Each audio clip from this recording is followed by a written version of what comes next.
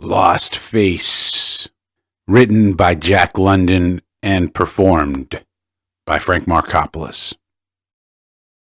Subienkow had traveled a long trail of bitterness and horror, homing like a dove for the capitals of Europe, and here, farther away than ever, in Russian America, the trail ceased. He sat in the snow, arms tied behind him, waiting the torture. He stared curiously before him at the huge Cossack, prone in the snow, moaning in his pain. The men had finished handling the giant and turned him over to the women. That they exceeded the fiendishness of the men, the man's cries attested. Subienkow looked on and shuddered. He had carried his life too long in his hands on that weary trail from Warsaw to Nulato to shudder at mere dying, but he objected to the torture. It offended his soul, and this offense, in turn, was not due to the mere pain he must endure, but to the sorry spectacle the pain would make of him. He knew that he would pray and beg and entreat, even as Big Ivan and the others that had gone before. This would not be nice, to pass out bravely and cleanly, with a smile and a jest. Ah, that would have been the way. But to lose control and have his soul upset by the pangs of the flesh, to screech and gibber like an ape, to become the veriest beast? Ah, that was what was so terrible. There had been no chance to escape. From the beginning, when he dreamed the fiery dream of Poland's independence, he had become a puppet in the hands of fate. From the beginning, at Warsaw, at St. Petersburg, in the Siberian mines, in Kamchatka, on the crazy boats of the fur thieves, fate had been driving him to this end. Without doubt, in the foundations of the world was graved this end for him. For him, who was so fine and sensitive, whose nerves scarcely sheltered under his skin, who was a dreamer and a poet and an artist.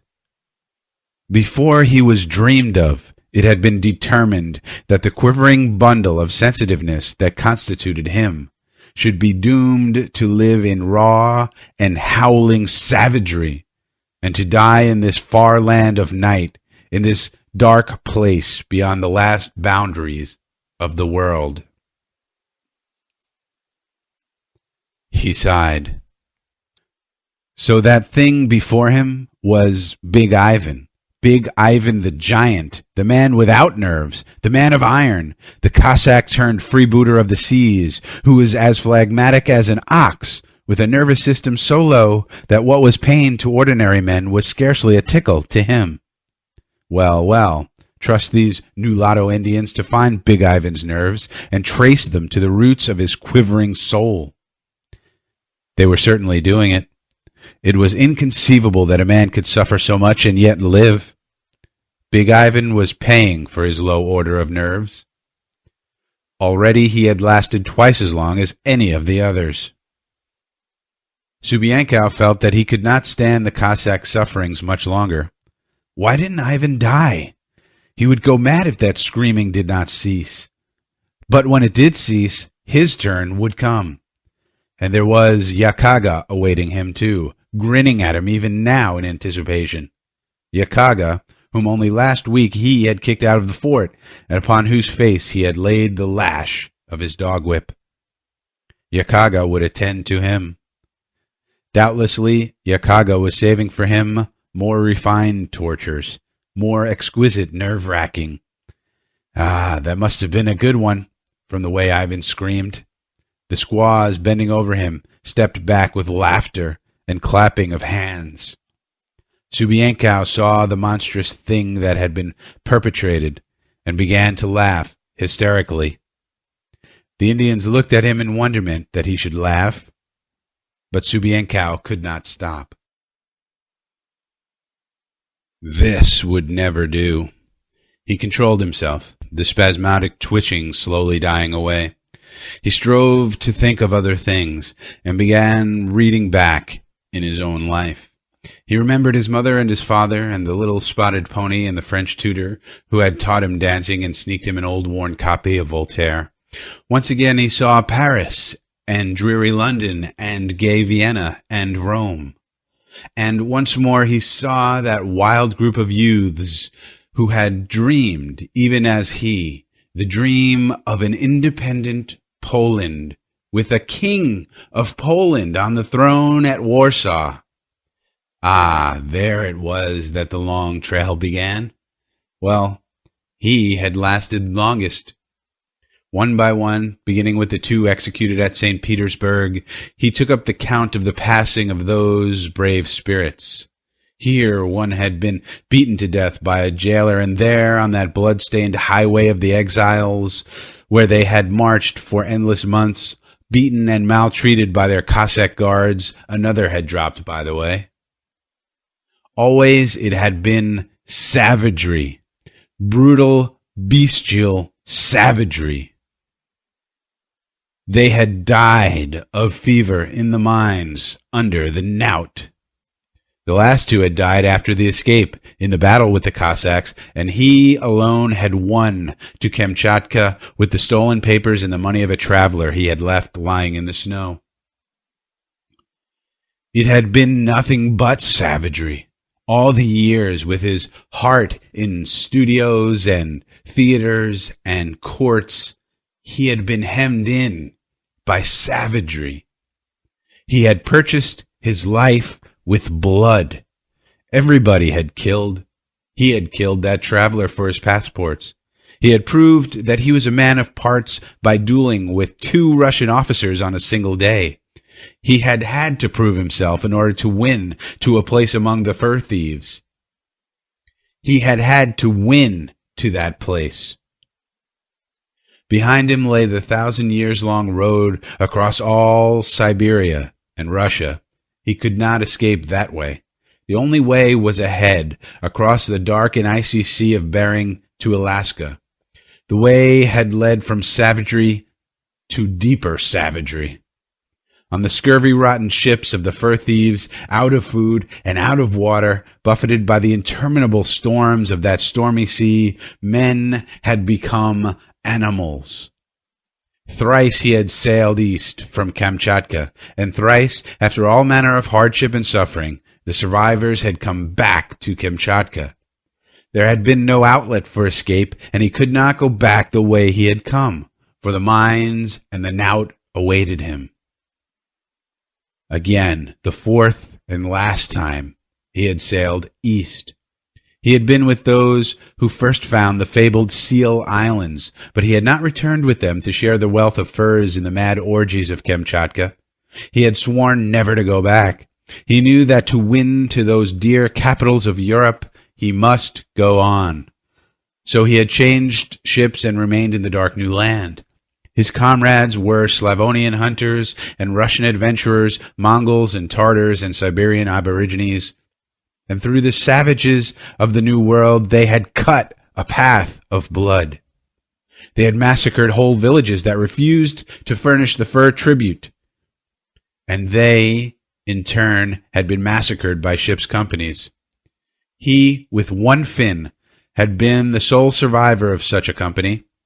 They had spent a winter of solitude and starvation on a lonely Aleutian isle, and their rescue in the spring by another fur ship had been one chance in 1,000.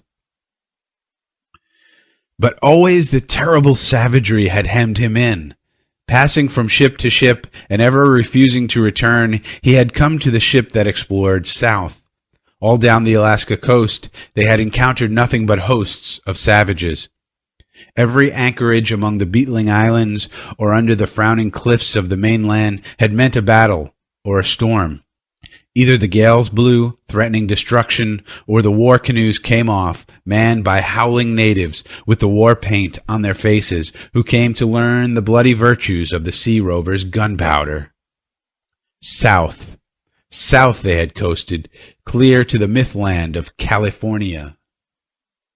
Here, it was said, were Spanish adventurers who had fought their way up from Mexico. He had hopes of those Spanish adventurers. Escaping to them, the rest would have been easy. A year or two, what did it matter, more or less? And he would win to Mexico, then a ship, and Europe would be his. But they had met no Spaniards. Only had they encountered the same impregnable wall of savagery. The denizens of the confines of the world, painted for war, had driven them back from the shores. At last, when one boat was cut off and every man killed, the commander had abandoned the quest and sailed back to the north. The years had passed. He had served under Tebenkov when Mykolovsky Redoubt was built. He had spent 2 years in the Kuskokwim country. 2 summers in the month of June he had managed to be at the head of the Kotzebue Sound. Here, at this time, the tribes assembled for barter. Here were to be found spotted deerskins from Siberia, ivory from the Diomedes, walrus skins from the shores of the Arctic, strange stone lamps, passing in trade from tribe to tribe, no one knew whence, and once a hunting knife of English make. And here, Subienkow knew, was the school in which to learn geography. For he met Eskimos from Norton Sound, from King Island and St. Lawrence Island, from Cape Prince of Wales and Point Barrow. Such places had other names, and their distances were measured in days. It was a vast region these trading savages came from, and a vaster region from which, by repeated trade, their stone lamps and that steel knife had come. Subienkow bullied and cajoled and bribed. Every far journeyer or strange tribesman was brought before him. Perils unaccountable and unthinkable were mentioned, as well as wild beasts, hostile tribes, impenetrable forests, and mighty mountain ranges. But always from beyond came the rumor and the tale of white-skinned men, blue of eye and fair of hair, who fought like devils and who always sought for furs. They were to the east, far, far to the east. No one had seen them. It was the word that had been passed along. It was a hard school. One could not learn geography very well through the medium of strange dialects from dark minds that mingled fact and fable, and that measured distances by sleeps that varied according to the difficulty of the going. But at last came the whisper that gave Subienkow courage. In the east lay a great river, where were these blue-eyed men. The river was called the Yukon. South of Mykolovsky Redoubt emptied another great river, which the Russians knew as the Kwikpak. These 2 rivers were one, ran the whisper. Subienkow returned to Mykolovsky. For a year he urged an expedition up the Kwikpak. Then arose Malikov, the Russian half-breed, to lead the wildest and most ferocious of the hell's broth of Mongol adventurers who had crossed from Kamchatka. Subienkow was his lieutenant. They threaded the mazes of the great delta of the Kwikpak, picked up the first low hills on the northern bank, and for 1,000 miles, in skin canoes loaded to the gunwales with trade goods and ammunition, fought their way against the 5-knot current of a river that ran from 2 to 10 miles wide in a channel many fathoms deep. Malikov decided to build the fort at Nulato. Subienkow urged to go farther, but he quickly reconciled himself to Nulato. The long winter was coming on. It would be better to wait. Early the following summer, when the ice was gone, he would disappear up the Kwikpak and work his way to the Hudson Bay Company's posts.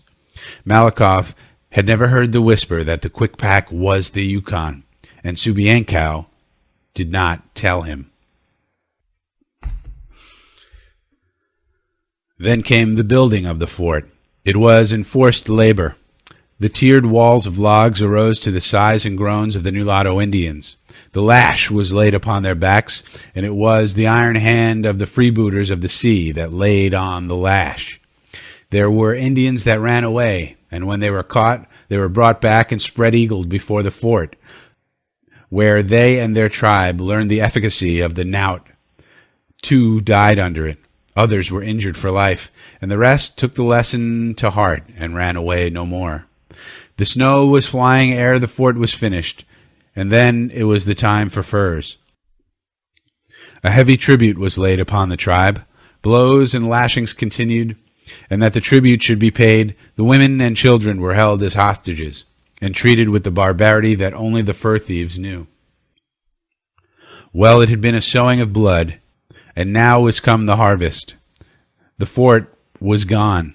In the light of its burning, half the fur thieves had been cut down, the other half had passed under the torture. Only Subienkow remained, or Subienkow and Big Ivan, if that whimpering, moaning thing in the snow could be called Big Ivan. Subienkow caught Yakaga grinning at him. There was no gainsaying Yakaga. The mark of the lash was still on his face. After all, Subienkow could not blame him, but he disliked the thought of what Yakaga would do to him. He thought of appealing to Macamuk, the head chief, but his judgment told him that such an appeal was useless. Then, too, he thought of bursting his bonds and dying fighting. Such an end would be quick, but he could not break his bonds. Caribou thongs were stronger than he. Still devising, another thought came to him. He signed for Macamuk, and that an interpreter who knew the coast dialect should be brought. "Oh, Macamuk," he said, "I am not minded to die. I am a great man, and it were foolishness for me to die. In truth, I shall not die. I am not like these other carrion." He looked at the moaning thing that had once been Big Ivan, and stirred it contemptuously with his toe. "I am too wise to die. Behold, I have a great medicine. I alone know this medicine. Since I am not going to die, I shall exchange this medicine with you." "What is this medicine?" Macamuk demanded. "It is a strange medicine." Subienkow debated with himself for a moment, as if loath to part with the secret. "I will tell you. A little bit of this medicine rubbed on the skin makes the skin hard like a rock, hard like iron, so that no cutting weapon can cut it. The strongest blow of a cutting weapon is a vain thing against it. A bone knife becomes like a piece of mud, and it will turn the edge of the iron knives we have brought among you. What will you give me for the secret of the medicine?" "I will give you your life," Macamuk made answer through the interpreter. Subienkow laughed scornfully. "And you shall be a slave in my house until you die." The Pole laughed more scornfully. "Untie my hands and feet, and let us talk," he said. The chief made the sign, and when he was loosed, Subienkow rolled a cigarette and lighted it. "This is foolish talk," said Macamuk. "There is no such medicine. It cannot be. A cutting edge is stronger than any medicine." The chief was incredulous, and yet he wavered. He had seen too many deviltries of fur thieves that worked. He could not wholly doubt. "I will give you your life, but you shall not be a slave," he announced. "More than that." Subienkow played his game as coolly as if he were bartering for a fox skin. "It is a very great medicine. It has saved my life many times. I want a sled and dogs and 6 of your hunters to travel with me down the river and give me safety to one day's sleep from Mikhailovsky Redoubt. You must live here and teach us all of your deviltries," was the reply.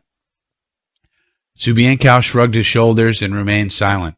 He blew cigarette smoke out on the icy air, and curiously regarded what remained of the big Cossack. "That scar!" Macamuk said suddenly, pointing to the Pole's neck where a livid mark advertised the slash of a knife in a Kamtchatkan brawl. "The medicine is not good. The cutting edge was stronger than the medicine." "It was a strong man that drove the stroke," Subienkow considered. "Stronger than you. Stronger than your strongest hunter, stronger than he." Again, with the toe of his moccasin, he touched the Cossack. a grisly spectacle, no longer conscious, yet in whose dismembered body the pain-racked life clung and was loath to go. Also, the medicine was weak, for at that place there were no berries of a certain kind, of which I see you have plenty in this country. The medicine here will be strong. I will let you go down river, said Macamuck, and the sled and the dogs and the 6 hunters to give you safety shall be yours. You are slow, was the cool rejoinder. You have committed an offense against my medicine, in that you did not at once accept my terms. Behold, I now demand more. I want 100 beaver skins. Macamuck sneered. I want 100 pounds of dried fish. Macamuck nodded, for fish were plentiful and cheap. I want 2 sleds, one for me and one for my furs and fish, and my rifle must be returned to me. If you do not like the price, in a little while the price will grow. Yakaga whispered to the chief. But how can I know your medicine is true medicine? Macamuck asked. It is very easy. First I shall go into the woods. Again Yakaga whispered to Macamuck, who made a suspicious dissent. You can send 20 hunters with me, Subienko went on. You see, I must get the berries and the roots with which to make the medicine. Then when you have brought the 2 sleds and loaded on them the fish and the beaver skins and the rifle, and when you have told off the 6 hunters who will go with me, then, when all is ready, I will rub the medicine on my neck, so, and lay my neck there on that log. Then can your strongest hunter take the axe and strike 3 times on my neck. You yourself can strike the 3 times. Macamuck stood with gaping mouth, drinking in this latest and most wonderful magic of the fur thieves. But first, the Pole added hastily, between each blow I must put on fresh medicine. The axe is heavy and sharp, and I want no mistakes. All that you have asked shall be yours, Macamuck cried in a rush of acceptance. Proceed to make your medicine. Subienko concealed his elation. He was playing a desperate game, and there must be no slips. He spoke arrogantly. You have been slow. My medicine is offended. To make the offense clean, you must give me your daughter. He pointed to the girl, an unwholesome creature, with a cast in one eye and a bristling wolf tooth. Macamuck was angry, but the Pole remained imperturbable, rolling and lighting another cigarette. Make haste, he threatened. If you're not quick, I shall demand yet more. In the silence that followed, the dreary Northland scene faded before him, and he saw once more his native land and France, and once, as he glanced at the wolf-toothed girl, he remembered another girl, a singer and a dancer, whom he had known when first as a youth he came to Paris. What do you want with the girl? Macamuck asked. To go down the river with me. Subienko glanced over her critically. She will make a good wife, and it is an honor worthy of my medicine to be married to your blood. Again he remembered the singer and dancer and hummed aloud a song she had taught him. He lived the old life over, but in a detached, impersonal sort of way, looking at the memory pictures of his own life as if they were pictures in a book of anybody's life. The chief's voice, abruptly breaking the silence, startled him. It shall be done, said Macamuck. The girl shall go down the river with you. But be it understood that I myself strike the 3 blows with the axe on your neck.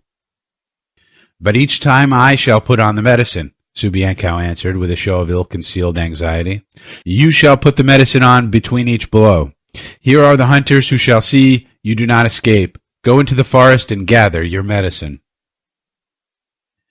Macamuck had been convinced of the worth of the medicine by the Pole's rapacity. Surely nothing less than the greatest of medicines could enable a man in the shadow of death to stand up and drive an old woman's bargain.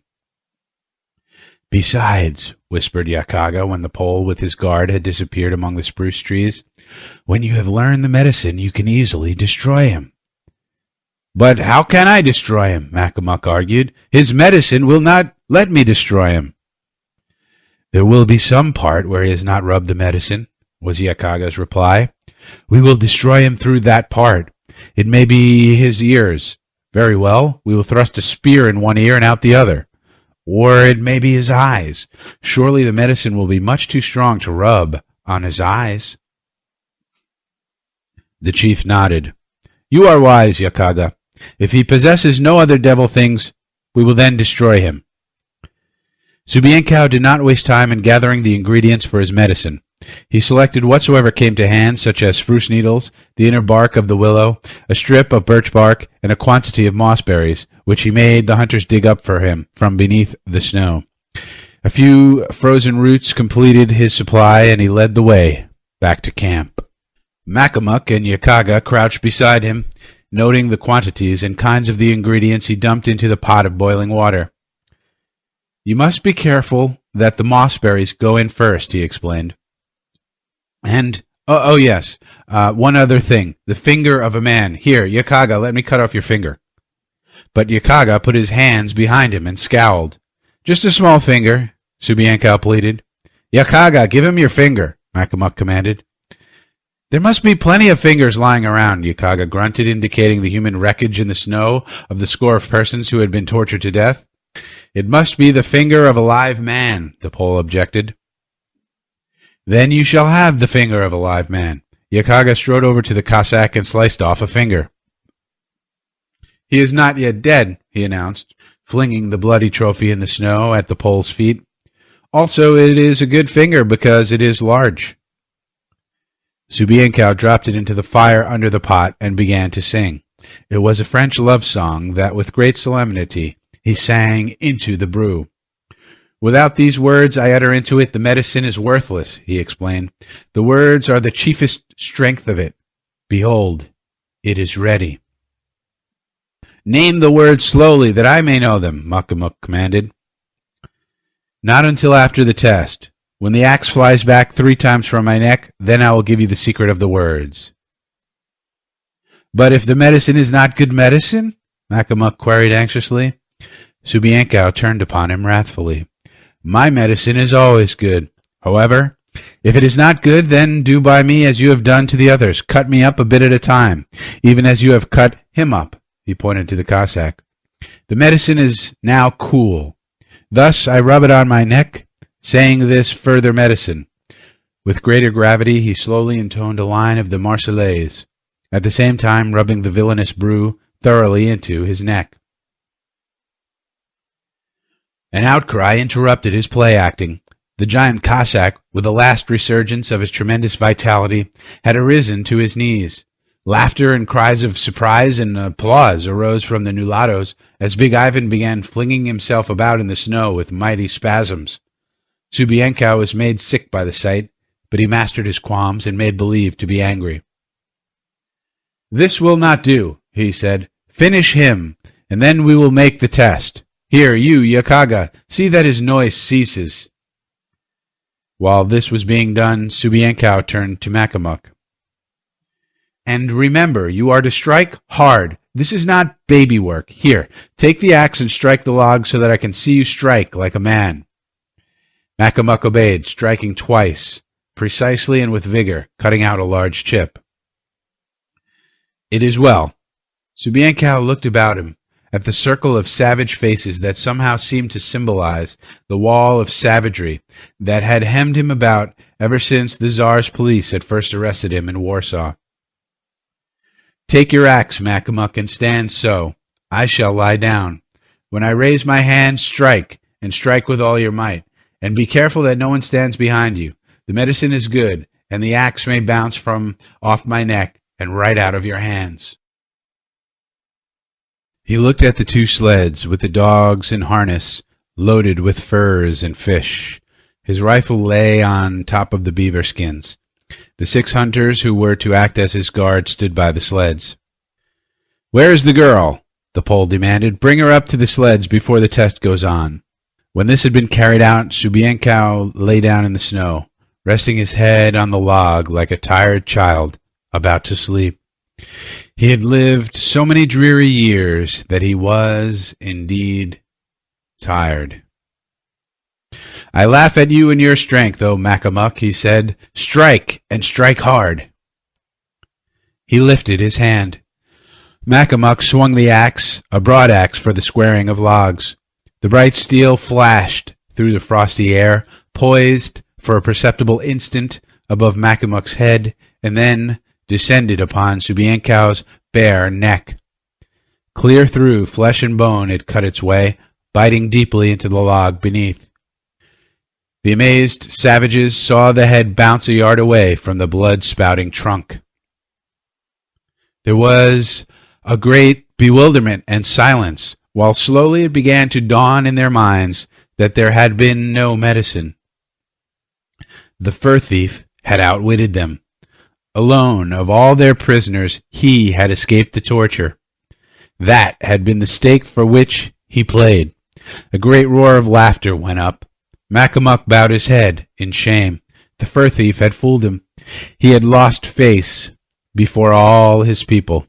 They still continued to roar out their laughter. Macamuc turned and with bowed head stalked away. He knew that thenceforth he would no longer be known as Macamuc. He would be Lost Face. The record of his shame would be with him until he died. And whenever the tribes gathered in the spring for the salmon or in the summer for the trading, the story would pass back and forth across the campfires of how the fur thief died peaceably at a single stroke by the hand of Lost Face. "Who was Lost Face?" he could hear in anticipation some insolent young buck demand. "Oh, Lost Face," would be the answer. "He who once was Macamuc in the days before he cut off the fur thief's head." The end.